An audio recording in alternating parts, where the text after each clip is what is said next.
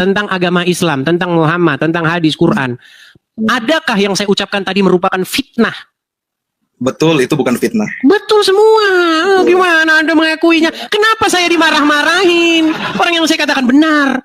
Betul, itu bukan fitnah. Bukan fitnah. Ya. Sebentar, Anda jangan-jangan pura-pura Islam ini. Sebentar. Saya tes dulu bacaan. Coba. Sebentar. Coba bacakan dulu ayat-ayat Al-Quran. Coba. Maksud, nanti Anda pura-pura jadi ke Islam membela-belain saya. Ini Oten menyamar katanya. Coba. Oh, begini maksud saya. Ya, saya baca. Sebentar, Hamdan. Coba kutip ayat Al-Quran, bacaan Quranmu supaya orang yakin bahwa Anda Muslim. Silakan. Bismillahirrahmanirrahim.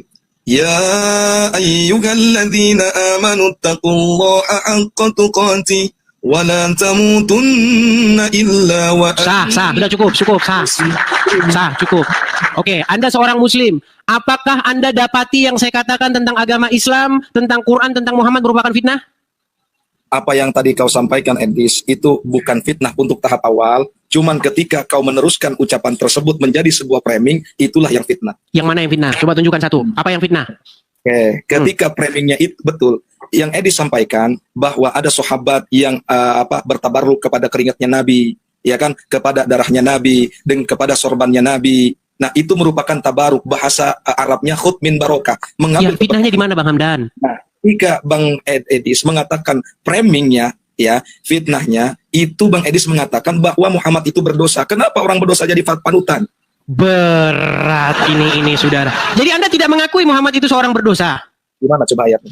Di dalam Quran surat Al-Fat ayat yang kedua jelas-jelas di sini dikatakan Muhammad seorang berdosa. Aduh. Baik, saya tampilkan ya suratnya ya. Perhatikan. Di dalam Quran surat Al-Fat ayat yang kedua. Saya tampilkan ayatnya di layar. Perhatikan, surat Al-Fat ayat yang kedua ya.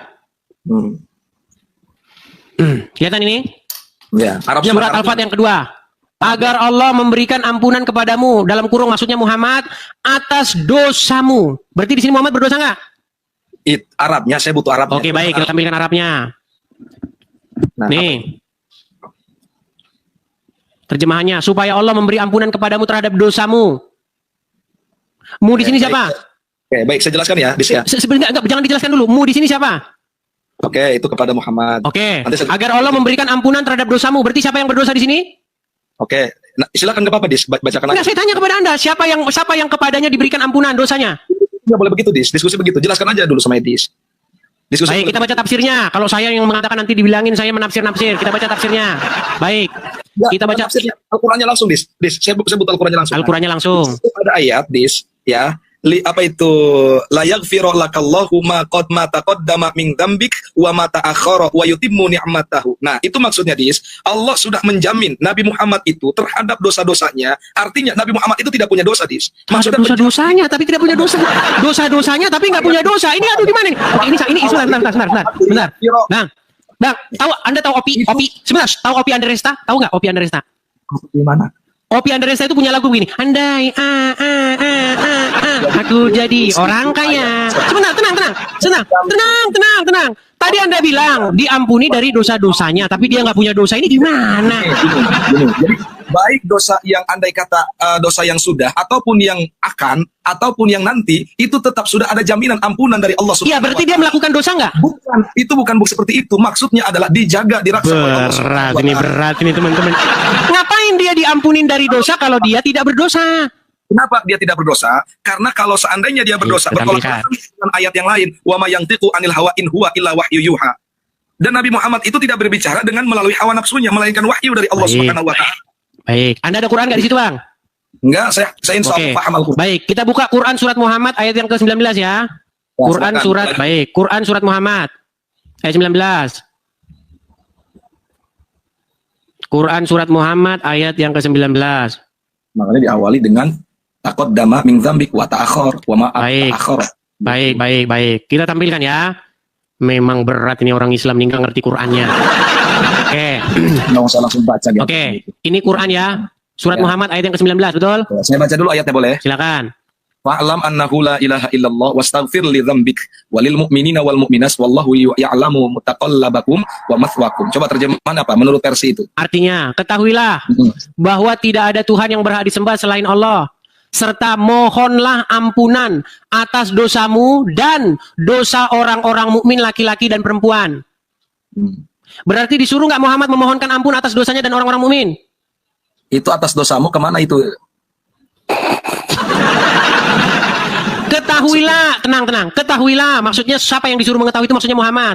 Bahwa tidak ada Tuhan yang patut disembah selain Allah. Serta mohonlah ampunan atas dosamu dan dosa orang-orang mukmin laki-laki dan perempuan. Oke, baik. Kita balik lihat nih, tafsirnya. Nah, silakan, Pak. Ya, dikatakan di tafsirnya. Dan mohonkanlah ampunan atas dosamu dan atas orang-orang mukmin. Nih, terus dosanya siapa yang dimohonkan ampun? Dosanya Muhammad. mana? Nih.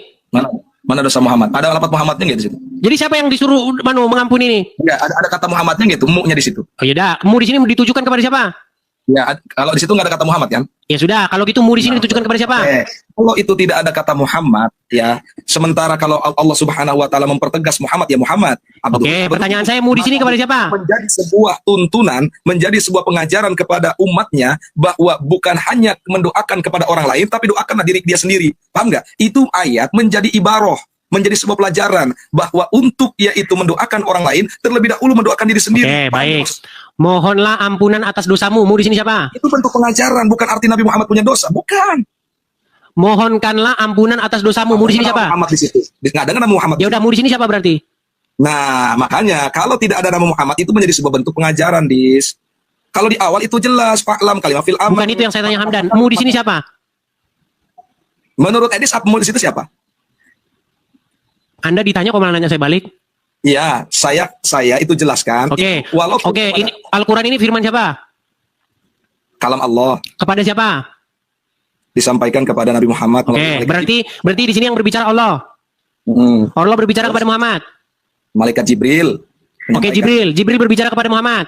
Ya, Oke, ketahuilah siapa yang disuruh mengetahui? Oke, Nabi Muhammad. Oke, bahwa tidak ada Tuhan yang patut disembah selain Allah. Ya. Serta mohonkanlah ampun atas dosamu. Berarti mu di sini masih merujuk kepada yang diketahui ini enggak? Oke, katakanlah begini di situ mu-nya kepada Muhammad. Katakan Oke, sebentar, tenang, Hamdan, tenang. Mohonkanlah ampunan atas dosamu. Berarti dosanya Muhammad, betul? Iya, katakanlah seperti itu menurut engkau. Andai kata seperti itu. Oke, berarti Muhammad berdosa enggak? Enggak. Kalau itu beda lagi. Sudah saya bilang teman-teman, mustahil seseorang waras di detik yang sama Islam. Mau diskusi